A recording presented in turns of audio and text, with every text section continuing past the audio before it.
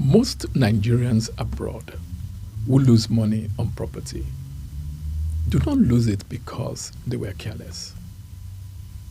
They lose it because they trusted the wrong process. In the next 10 minutes, I am going to walk you through the pattern. The same pattern. The one I have watched repeat itself year after year in the lives of intelligent, accomplished, hardworking diaspora professionals who simply did not know what they did not know. If you're about to send money home for land, a house, or a development, do not press pause. Watch this first. My name is Abiodun Doherty.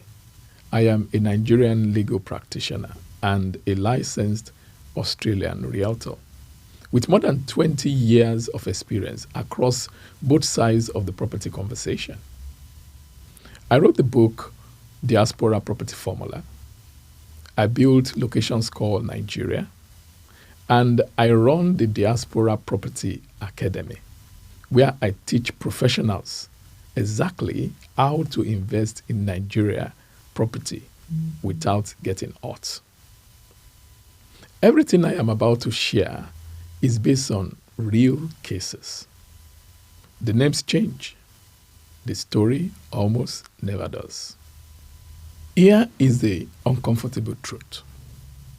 The Nigerian property market is one of the most attractive opportunities on the continent.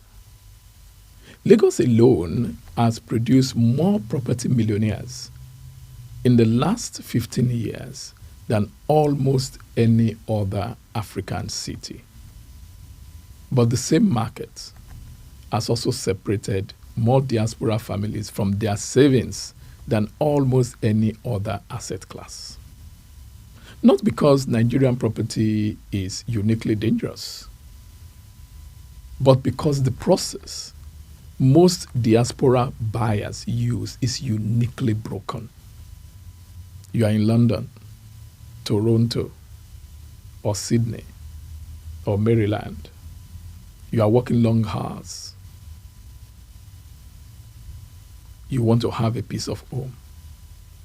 You have the money.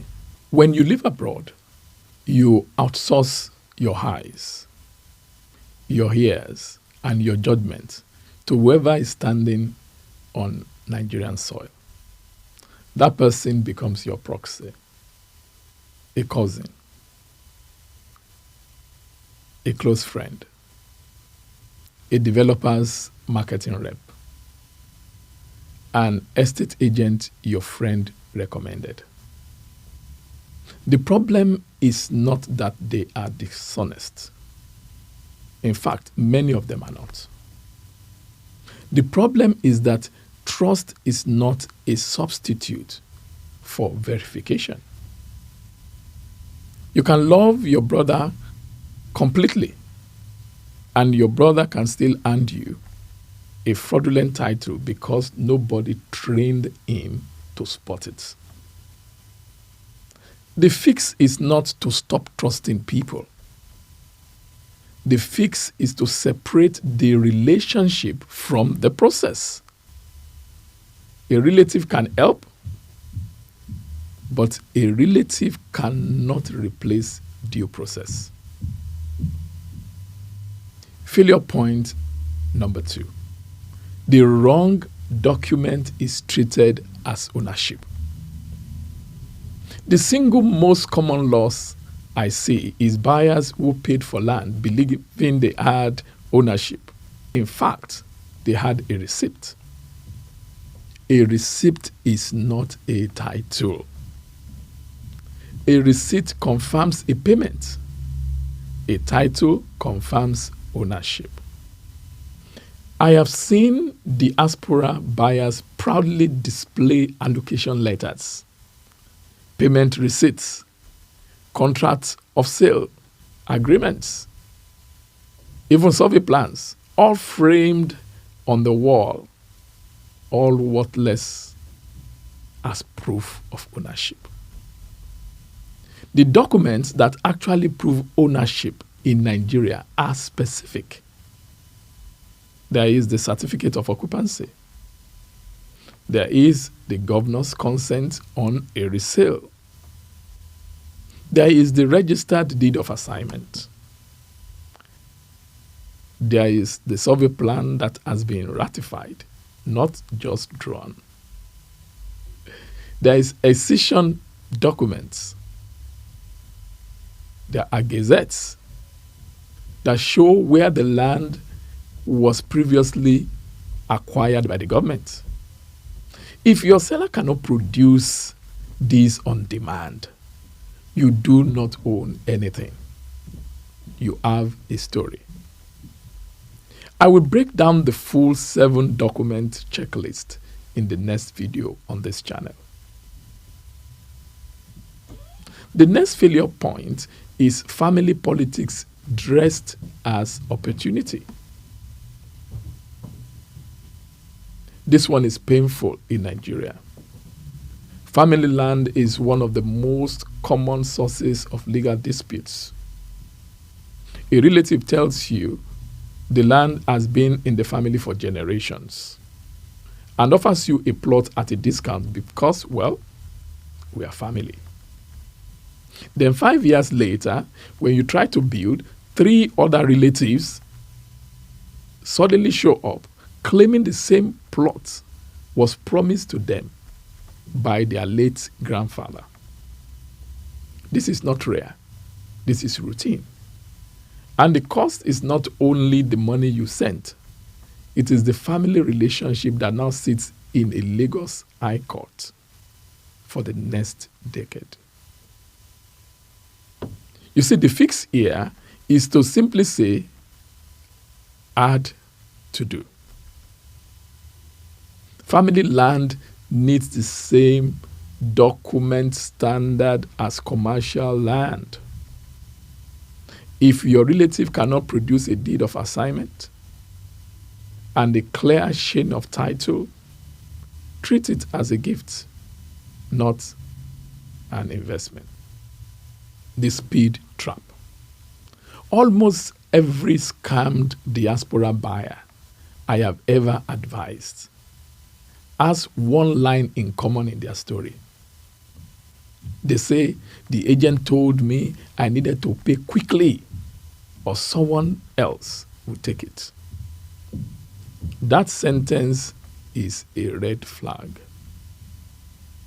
Genuine opportunities give you time to verify. Scams require speed.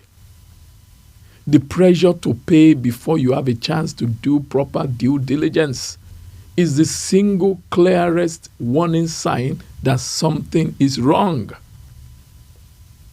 Real lawyers take 2 to 4 weeks to verify a title property. They check out the title papers. Real surveyors take time to confirm boundaries. Real developers expect serious buyers to do their homework. If anyone, including a relative, is rushing you, slow down. The deal that disappears in 2 weeks because you were not fast enough was never your deal. Another failure point to watch out for is no independent professional in the loop. Here is what almost every successful diaspora transaction has in common. There is at least one truly independent professional involved. Independent meaning not introduced by the seller, not on the developer's panel, not just your cousin's friend. It might be a lawyer you hired through a separate channel, a surveyor you commissioned independently, a property valuer who has no stake in the deal closing. Their job is to look at the transaction with eyes that are not emotionally or financially invested in it going through. They are paid to ask the awkward questions you cannot bring yourself to ask your cousin. If everyone advising you on a deal benefits from the deal closing, you have nobody advising you. So, those are the 5 failure points to watch out for. Distance becomes trust transfer. The wrong document is treated as ownership.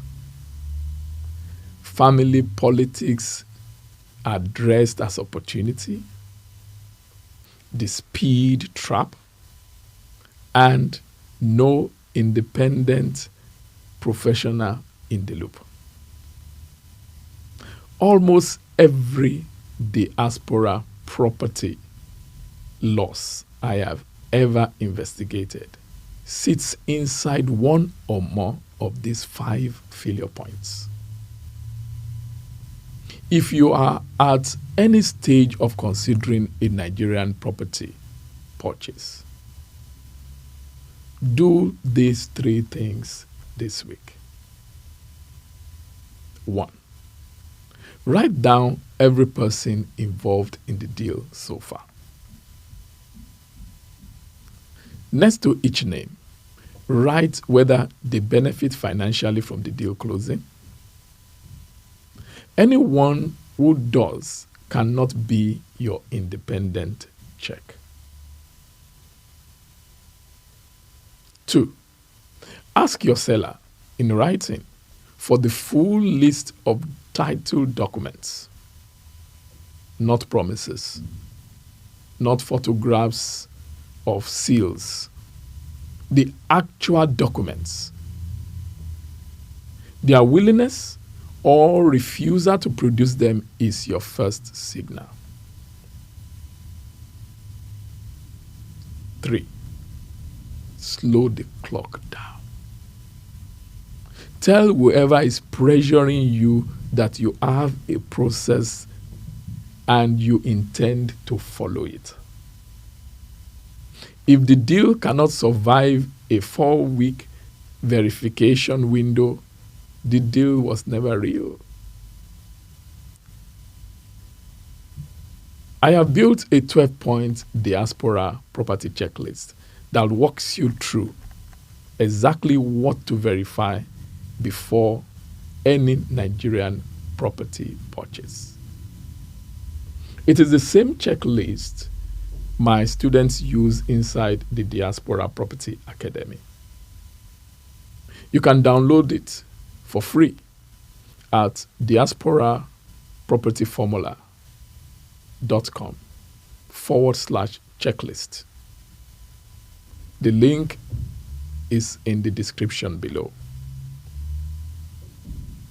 If this video helped you, subscribe to this channel.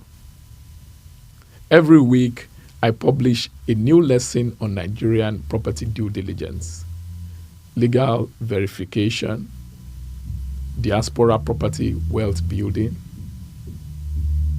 and explainer videos. The next video covers the 7 documents you must have when you buy a property in Nigeria.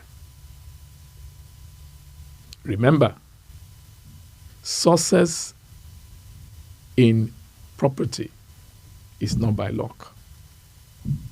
It is by system, plan, pick, protect. I will see you in the next